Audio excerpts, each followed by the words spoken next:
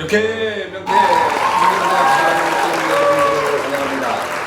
오늘은 제60과로서 복 있는 사람이라고 하는 제목을 가지고 서로 은혜를 나누기를 원합니다.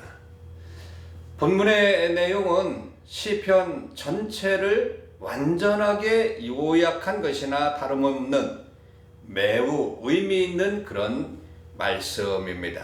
시편 1장 1절로 6절까지의 말씀이 바로 그런 거죠. 여기는 복이 있는 자가 추구하는 그런 삶의 방식과 그에 따른 축복이 잘 나타나 있는 것이기 때문에 그렇습니다. 또한 대표적으로 악인의 그 상태에 관해서도 언급되는데 이들은 어떠한 사람이냐라고 하는 거지요. 그래서 오늘은 복 있는 사람이 어떠한 사람인가 라고 하는 것입니다. 첫째로 복 있는 자의 소극적인 성격을 우리가 한번 생각해 보겠어요. 복 있는 자의 소극적인 성격. 자, 복 있는 자의 소극적인 성격의 첫 번째는 악인의 꾀를 쫓지 아니한다.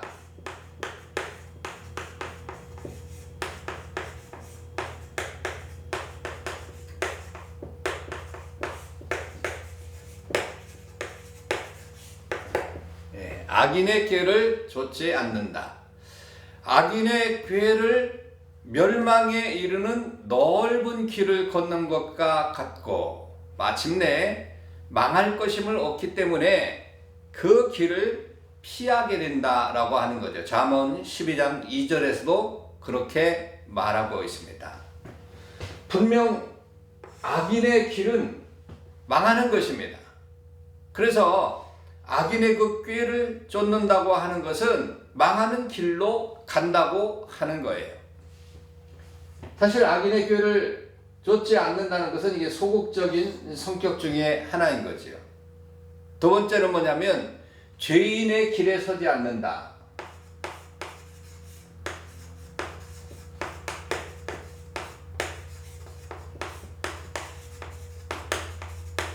죄인의 길에 서지 않는다. 죄인이라고 하는 것은 하나님의 뜻을 따라서 행하지 아니하고 고의적으로 하나님의 뜻을 범하는 그런 사람들이거든요. 그래서 죄인의 길에 서지 않는다라고 하는 것은 죄인이 서는 길이라고 하는 것은 어두운 길이고 사망의 길이죠. 그러니까 그 길에 서지 않는다는 것은 긍정적이나 그러나 이것도 소극적인 성격을 가진 자가 하는 것이죠. 그 다음에 세 번째는 뭐냐면 오만한 자의 자리에 앉지 않는다. 세 번째는 오만한 자의 자리에 앉지 않는다.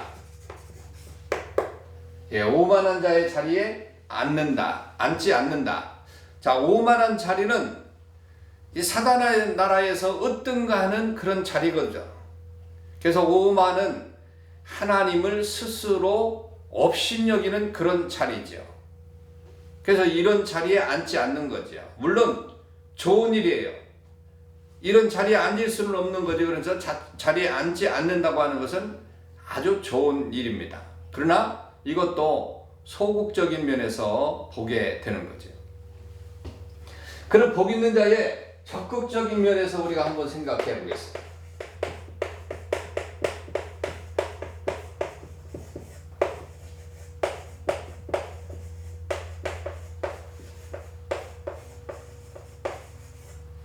적극적인 면에서의 이 성격. 첫째로 여호와의 율법을 즐거워한다.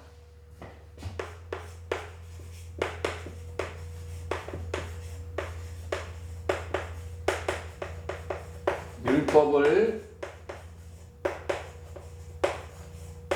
즐거워한다.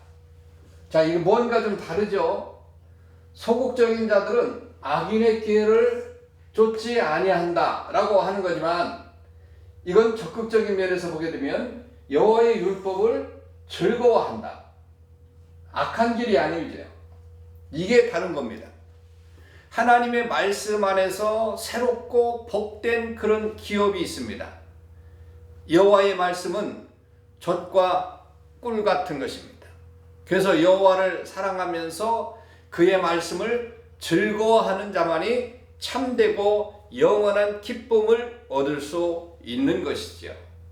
그래서 첫 번째 적극적인 면에서는 여호와의 율법을 즐거워한다 라고 하는 거죠.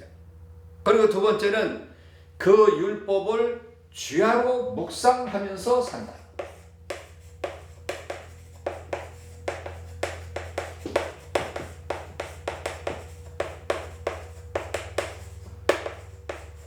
묵상하면서 산다는 거죠.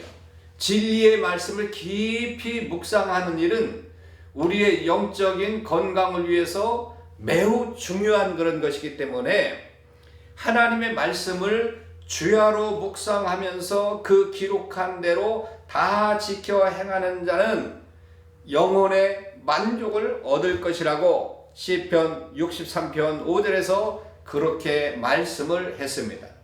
그렇기 때문에 하나님의 말씀을 주야로 묵상하는 것, 이것이 적극적인 사세에 죄악에서 벗어나려고 하는 것이 아니라 적극적인 자세로 하나님께 가까이 가려고 하는 그런 마음의 자세가 바로 적극적인 면에서의 성격이죠. 그러면 세 번째로 복 있는 자의 상태를 우리가 한번 생각해 보도록 하겠습니다.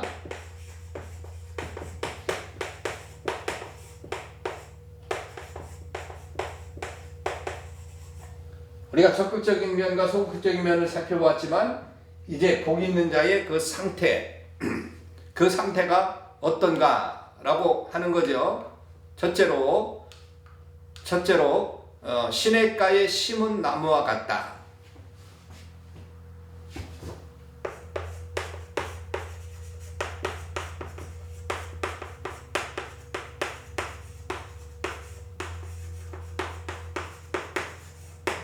시냇가에 심은 나무와 같다. 시냇가에 심었다. 그런 풍성한 생명력으로 가득 찼다라고 하는 그런 말과 똑같은 겁니다. 그래서 여호와의 율법은 시냇가에 심은 그런 나무가 아주 풍성한 물을 마심으로 말미암아 이제 시냇가의 생수와 같아서 영원히 마르지 않는다라고 하는 그런 뜻을 가지고 있으니까 얼마나 풍성한 것이냐라고 하는 거죠. 의인의 상태가 바로 그렇다는 거죠. 복 있는 사람의 상태가 바로 그렇다고 하는 것입니다. 두 번째는 열매를 맺는 삶을 산다.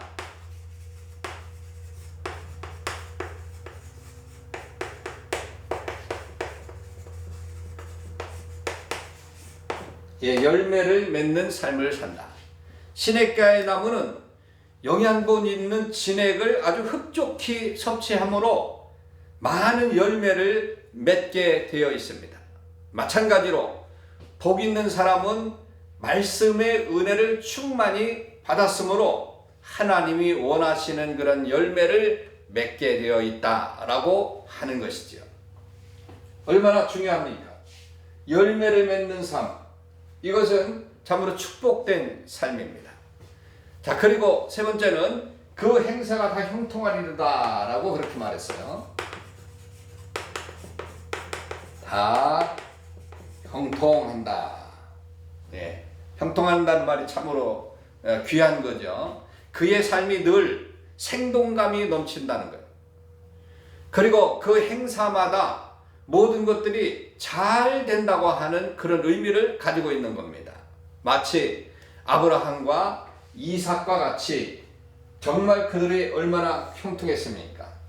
삶이 힘들고 어려운 그런 일들도 있었지만 많은 그런 삶의 모든 삶을 비춰보면 모두가 다 형통했다라고 그렇게 말할 수 있는 겁니다. 그러면 네 번째로 악인의 상태와 결과는 어떤가? 악인의 상태와 결과. 자, 악인의 상태와 결과는 복 있는 자의 상태와는 완전히 반대가 되겠지요. 오직 바람에 나는 겨와 같도다.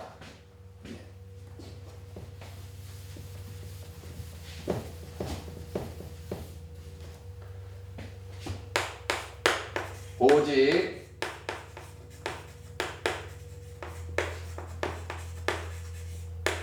겨와 같다. 바람에 나는 겨와 같다.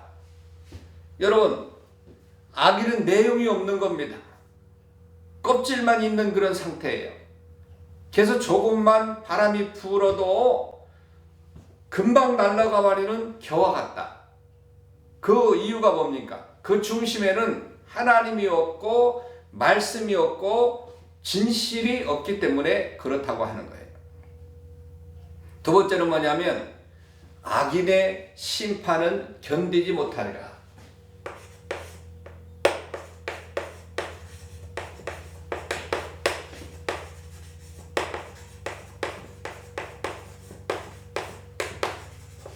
악인은 심판을 견디지 못한다. 껍질은 불에 잘 타게 되어 있습니다. 실은 악인의 삶 자체가 이처럼 심판 중에 사는 것이라고 그렇게 말할 수 있게 되는 것이죠. 그리고 세 번째는 죄인을 의인의 해중에 들지 못하리라. 의인의 해중에 들지 못한다.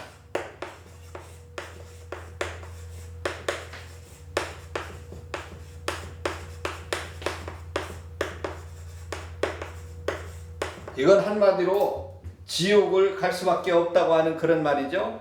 죄인이 의인의 해중에 들어와서 살 수 없는 것이다. 그러므로 죄인들이 잘 되는 것에서 미혹받지 말아야 된다. 결국은 그들은 형통하는 것이 아니고 불통하고 천국에 가는 것이 아니고 지옥에 갈 수밖에 없는 것을 말씀하고 있는 거지요. 그래서 이제 다섯 번째로 보게 되면 복 있는 사람은 여호와께서 인정하신다.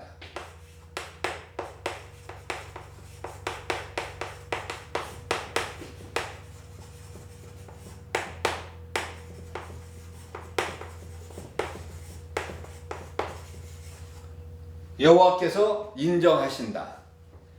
예, 이게 중요한 거죠. 어떤 길을 인도하실까? 가는 길을 인도하십니다. 가는 길을 인정하십니다. 의인의 길은 왜 하나님께서 인정하실까? 한번 생각해 보면 하나님이 원하는 길이기 때문에 그런 거예요. 하나님이 원하시는 그런 길을 가기 때문에. 예, 원하시는 길을 가기 때문에 인정해요. 그리고 그 길이 말씀의 길이기 때문에 인정해요. 말씀의 길이기 때문에, 말씀 따라 사는 그런 길이기 때문에, 그리고 세 번째는 구원과 십자가의 길이기 때문에, 구원과 십자가, 예, 십자가의 길이기 때문에 하나님께서 인정하신다.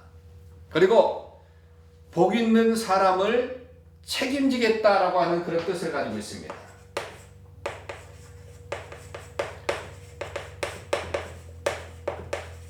책임지겠다. 예, 하나님께서 책임을 져 주시겠다. 인정한다고 하는 뜻은 의인을 악인 세상에서 책임지겠다고 하는 그런 뜻을 가지고 있단 말이죠.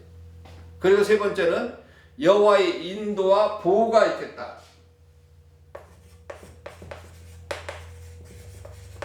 인도와 보호. 의인의 삶은 보장된 삶입니다.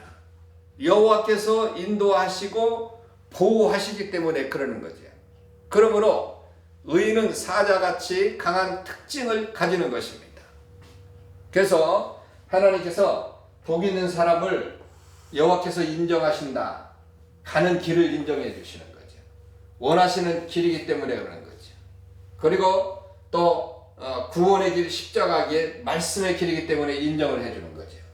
그리고 복 있는 사람을 책임져 주신다고 그렇게 말했고 여호와를 인도와 보호를 받는다고 그렇게 말씀을 한 것입니다. 그래서 복 있는 사람 어떠한 사람인가? 긍정적으로 적극적인 그런 면에서 우리가 복 있는 사람이 되시길 바랍니다. 의인이 발붙일 곳이 없는 세상이지만 사실은 이 세상은 의인의 세상입니다. 의인답게 살아가는 저와 여러분들 되시기를 바랍니다. 샬롬. 다음 주에 뵙도록 하겠습니다.